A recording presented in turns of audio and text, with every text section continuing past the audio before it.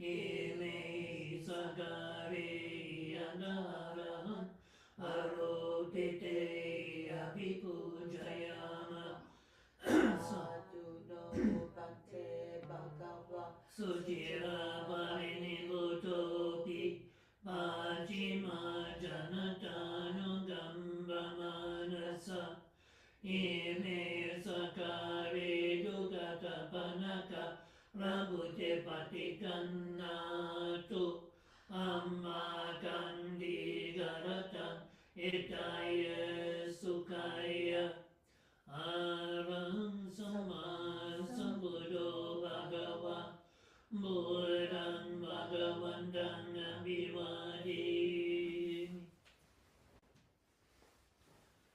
Swakato Bhagavata Dhammo Dhammam Namasami Supatipanno Bhagavato Savaka Sangho Sangham Namami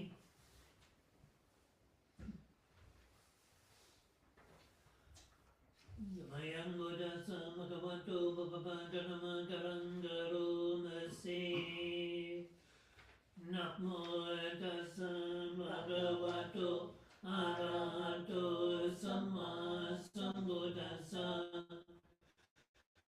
Namo Tassa Bhagavato Arahato Samma Sambuddhassa Namo Tassa Bhagavato Arahato Samma Sambuddhassa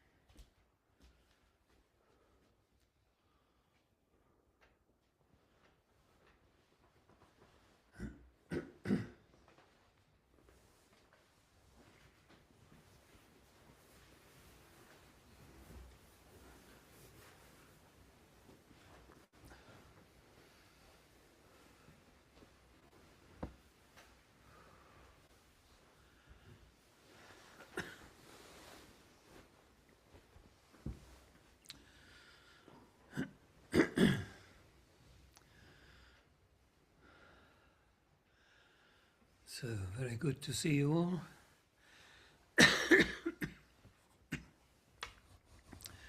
So please now everyone here, everyone online, sit up well.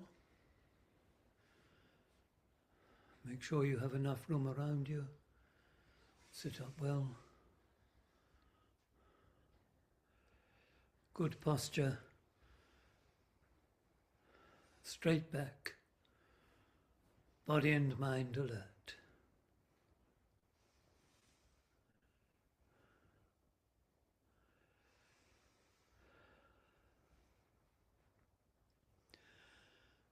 And you close your eyes, and as you do so, you leave behind everything, and you keep absolutely still.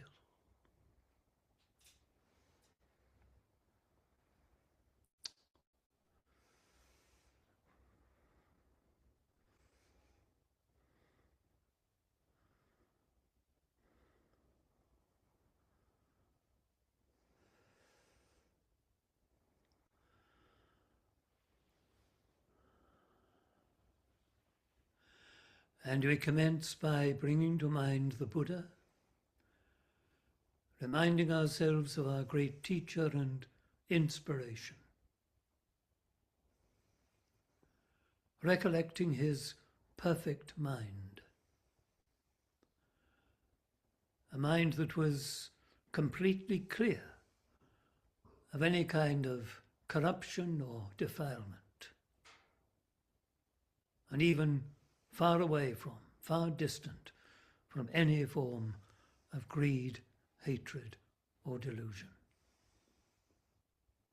Quite incredible.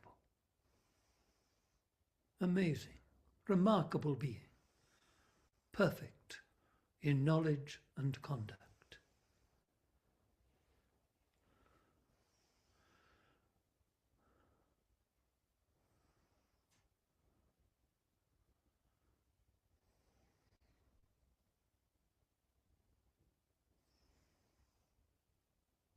Now, when you recollect the Buddha,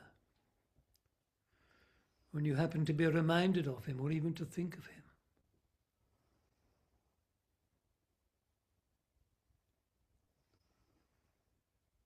be inspired to do what you can to cleanse your mind too of all greed, hatred, and delusion.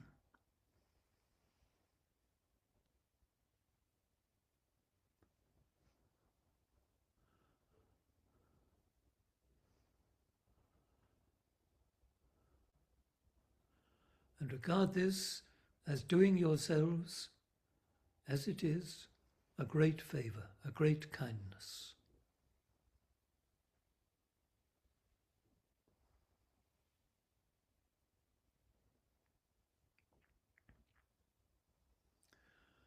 And remember that as you walk this path, to keep in mind loving kindness and compassion.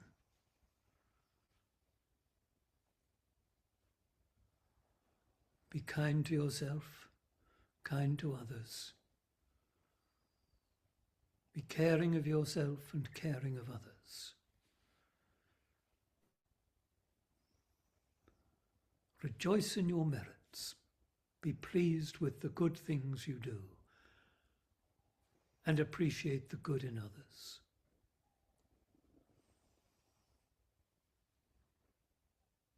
And be accepting of things, keeping your mind steady.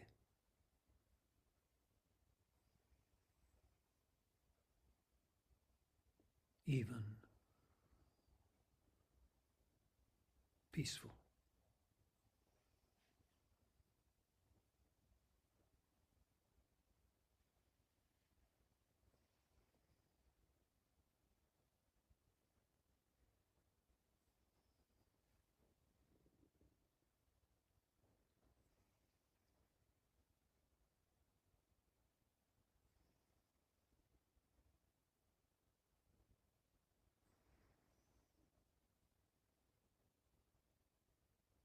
Now take a moment to just review your human condition.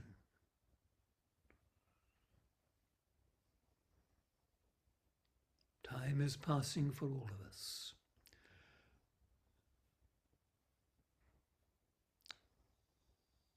And with each day, each minute, each and every moment, we're getting older.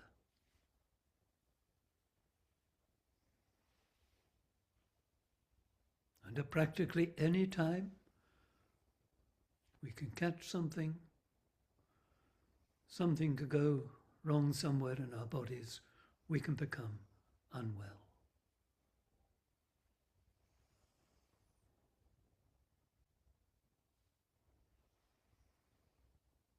And then whatever happens, we live with one certainty, one great certainty, that we will all die. Every one of us. We are all on the path to death.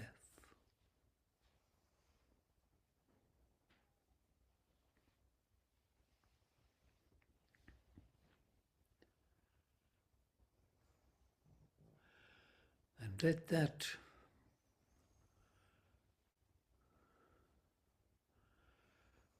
be a bit of a wake-up to you. Bring a little urgency into your practice now. Use the time you have to the very best of your ability and your advantage. So please be absolutely still, no fidgeting, nothing. Keep your minds focused, concentrated,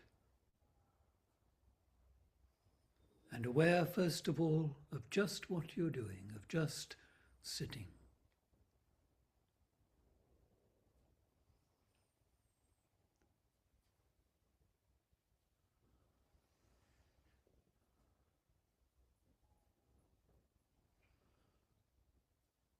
And gradually notice your breathing.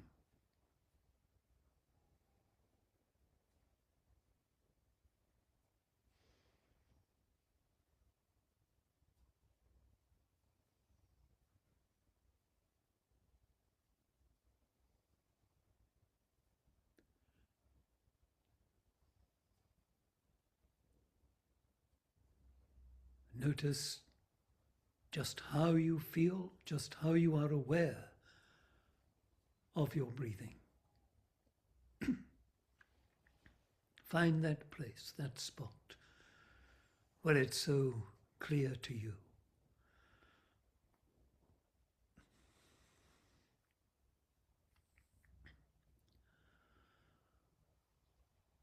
Now try to keep your attention just there.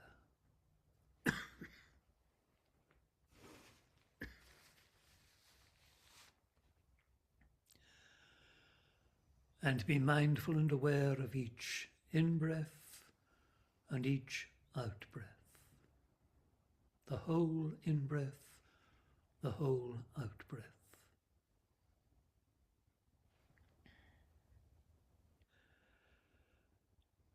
And that's all you have to do.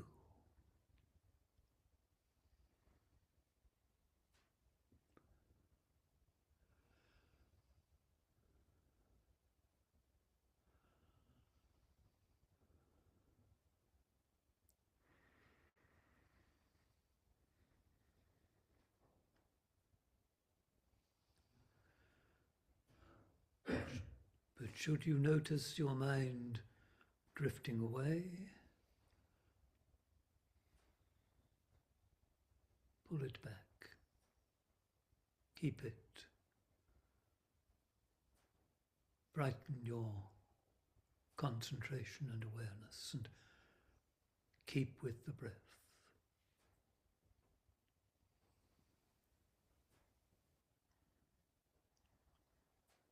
Try to stay absolutely still. If your mind wanders, if you're disturbed by some slight physical discomfort, if anything at all interrupts your sitting, interrupts your concentration, don't respond to it, except to just acknowledge it, to say to yourself, feeling or thinking, or whatever it is, just to know it.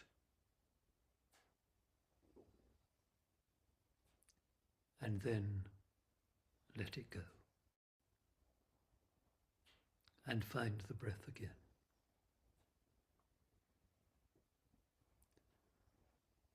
And keep your mind just with the breathing in and the breathing out.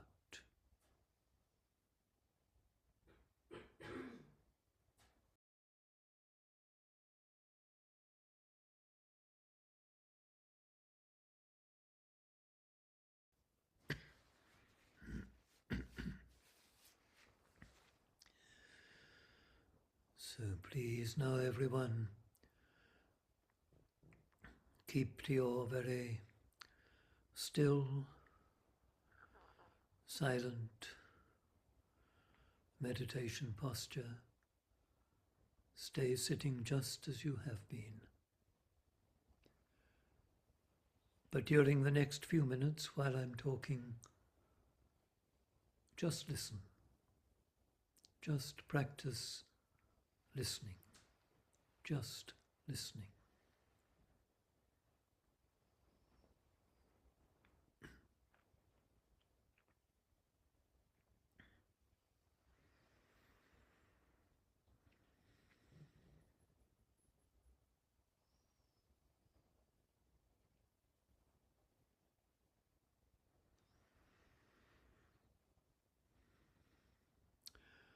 We're living at a time where there's increasing talk of war and eruptions of violence and unpleasantness all over the place, all over the world.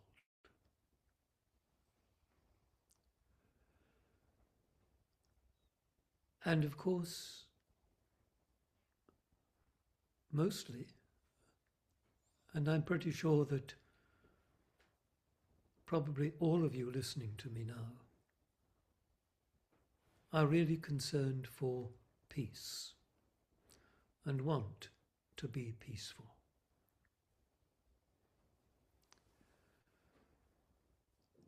And that's a very proper and very noble aspiration.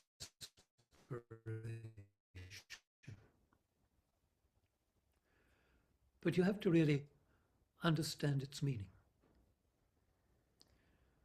It's not about doing nothing.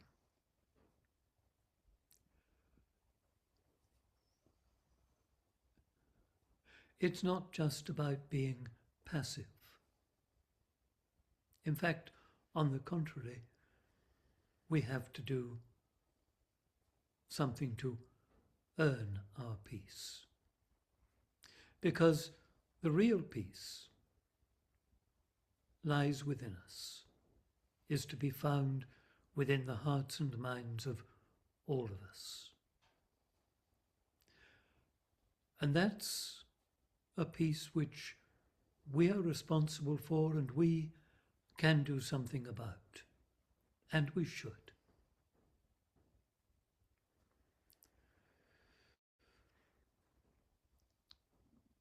I've sometimes suggested, and recently, that you might take time occasionally to, at the end of a day, look back on your life. Look back on how you've spent the day. And be quite honest with yourself. See how many times, if you can, you've been a bit annoyed, a bit irritated about something. How many times you might have spoken severely.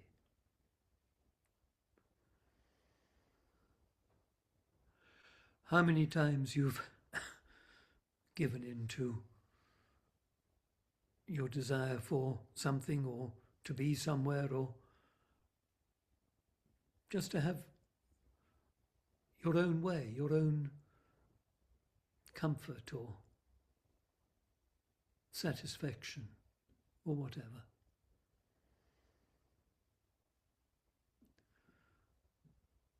And you'll probably see that these have been quite numerous occasions.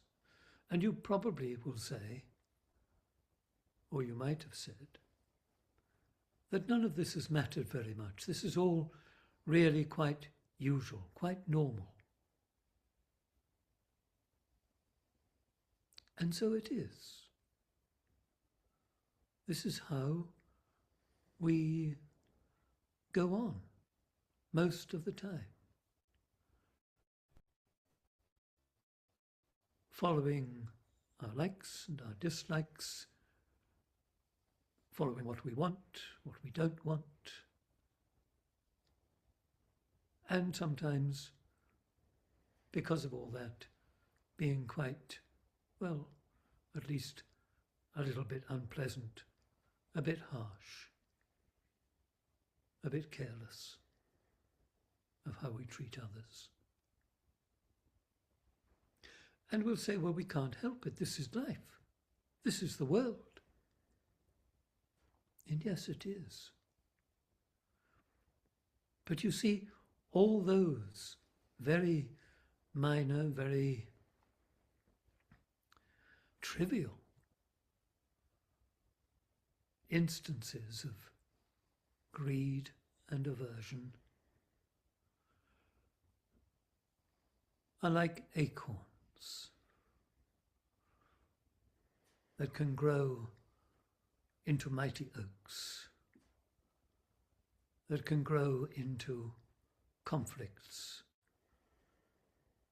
and violence and war and all kinds of terrible things.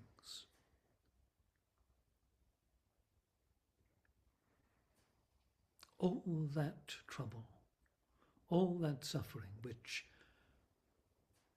human beings repeat over and over again, comes from our minds.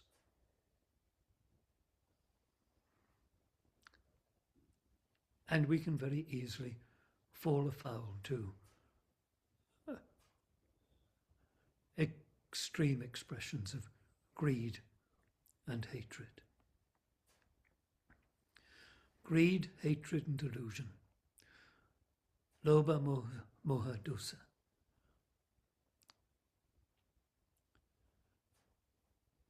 Are the three root defilements. Lobha, dosa, moha. Greed, hatred and delusion. And they poison the minds of all of us. They have poisoned our minds. And we can't help them. At least that's how it has been. But it doesn't have to stay that way. It doesn't have to continue. We can make an effort to undermine those forces. We can make an effort to understand them. We can make an effort to cultivate their opposites, to go against them, to not let them breed and grow and cause the trouble they do.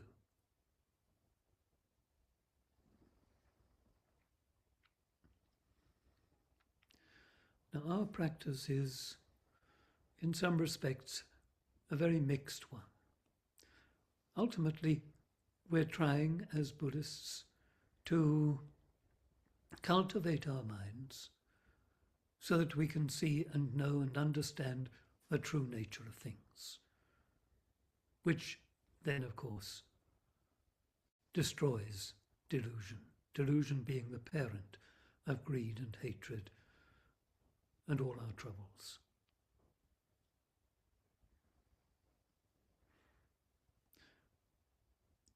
But that's quite a difficult thing to achieve, certainly to achieve quickly. So we mix our practice with trying to develop virtues and qualities which are different, the opposite of those poisons, that are really the antidotes to them. This is why the Buddha spoke so much about loving kindness and compassion, and why these two are so precious to us. When you do your best to practice loving kindness and compassion, you are immediately undermining not just your greed and your aversion, but your very sense of self. And that sense of self, that selfishness, is a big problem and a terrible burden.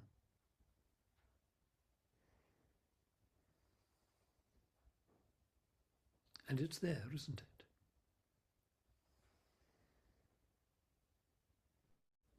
But we can undermine it. We can reduce it. As we progress with our practice, we will see that what we think of as me and mine isn't really so at all.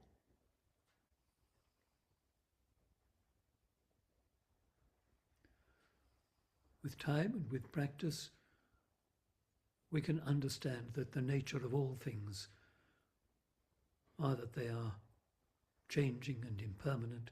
That's pretty, or relatively, easy to see. Not so easy to realize, to actually live with, but at least most people can appreciate that things are changing.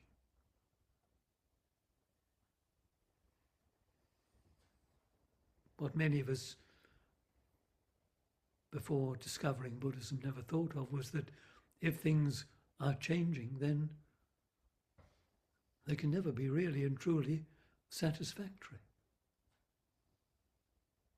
We can never really be happy with them because they're not lasting, they're changing. They've come and their nature is to go.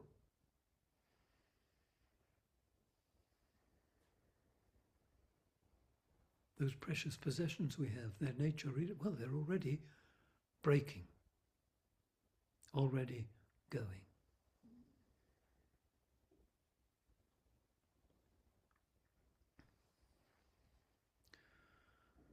And then if this is the case, as the Buddha pointed to, can we say that any of this, anything that we experience, anything at all, can be said to be me or mine? Now, you don't have to keep on applying that kind of logic. But as you develop your practice, you're developing a concentrated awareness. And you can't help seeing this. You can't help seeing things differently and seeing how that you are, with your mind, creating your world. And while greed, hatred, and delusion are there, it's a poisonous world.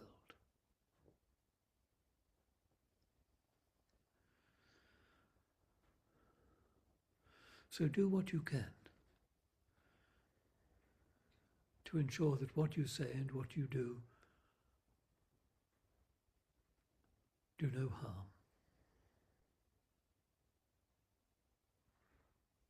Do what you can to be mindful and aware of your attitudes, how you think, what you say, what you do, and see if you can't clean it up a bit.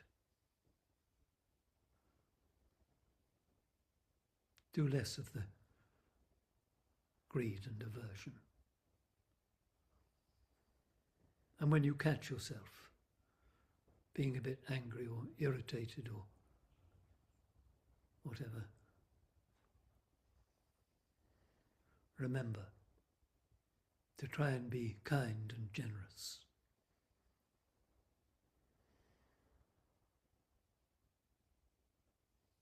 Take time to contemplate those. Take time to just spend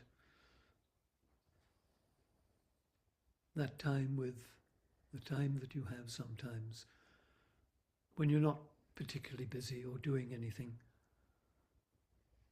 focusing on loving kindness and generosity. Do what you can to cleanse your heart and mind. And so free yourself eventually from all suffering and find the secure peace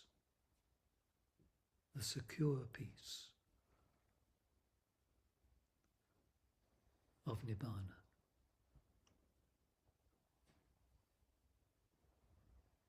That's what this is really all about, to find the ultimate and secure peace, which is only to be found within you. So that's enough for me from me for tonight. We'll sit as usual for just a moment or two longer, and in these closing moments, please bring into your mind loving kindness and compassion.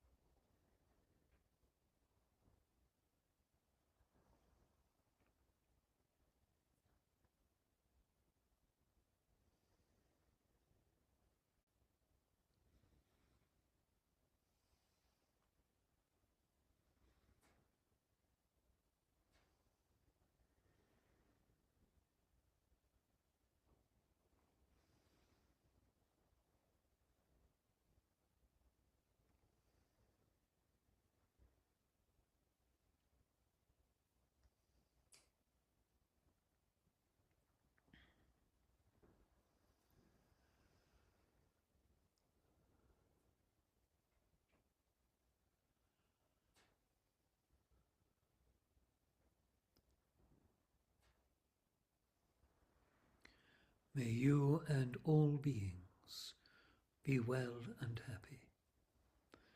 May you and all beings be free from all suffering. May you and all beings realize for yourselves the secure peace of Nibbana.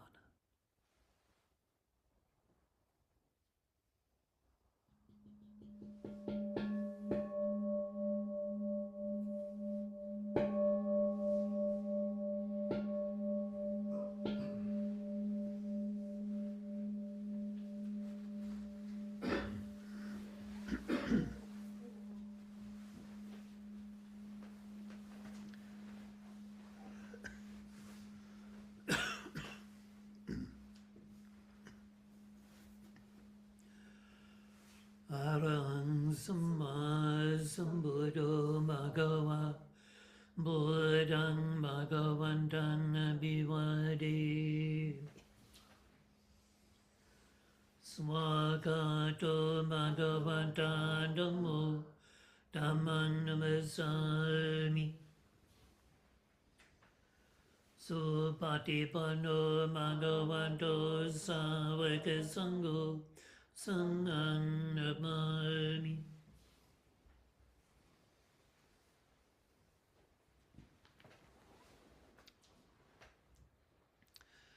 So thank you all very much for coming. Very good to see you all.